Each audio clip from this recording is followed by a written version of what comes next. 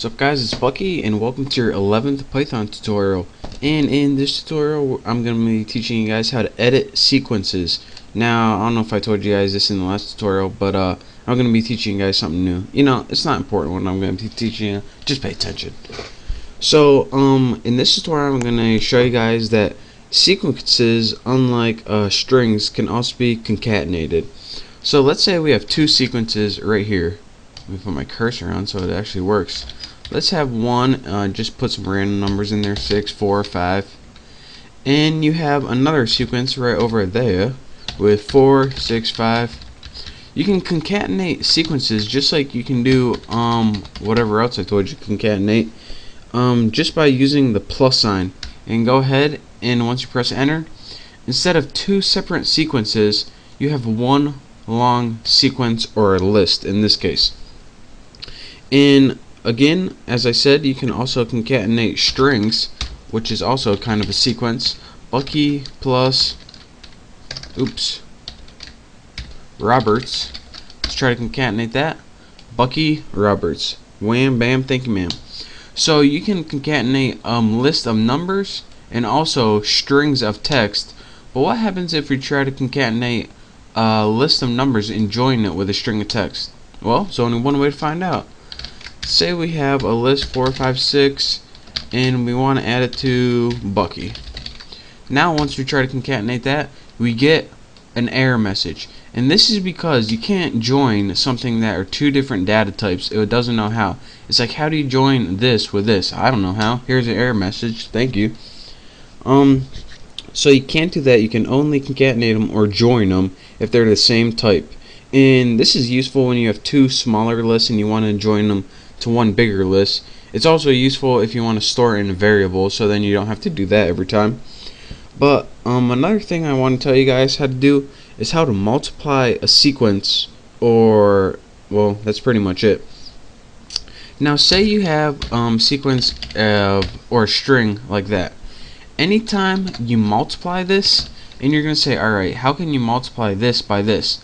What it does is, it doesn't really multiply it like you think in math, but it kind of does. It just takes this, whatever this is, and repeats it however many times you said multiply it by, which I guess that is truly multiplication. So as you can see, we now have 10 Buckies. And this is different than, like, say we wanted to do this with a number. Well, before you would do something like this, 21 times 10.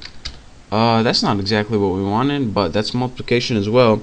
If you want to repeat 21 10 times, then you have to enclose it as an element in the list.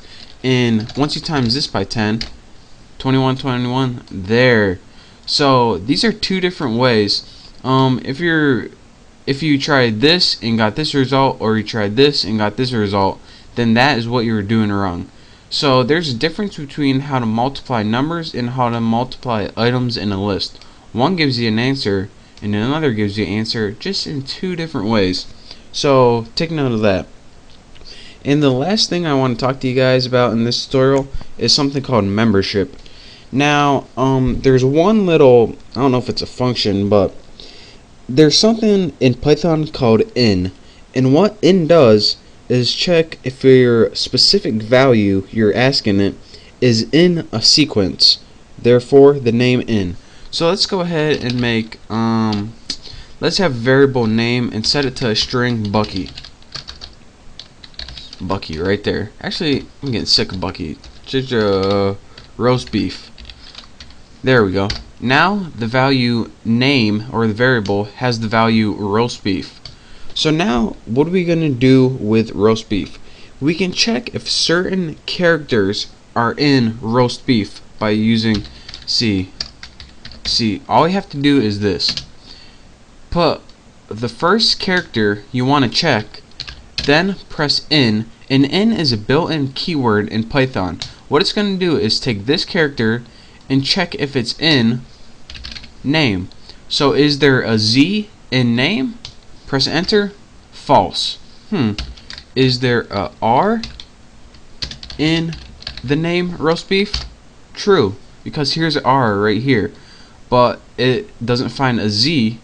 So that is how you can check if one element is in a big sequence by using the built-in got a stuffy nose, by using the built-in think about that, built-in word.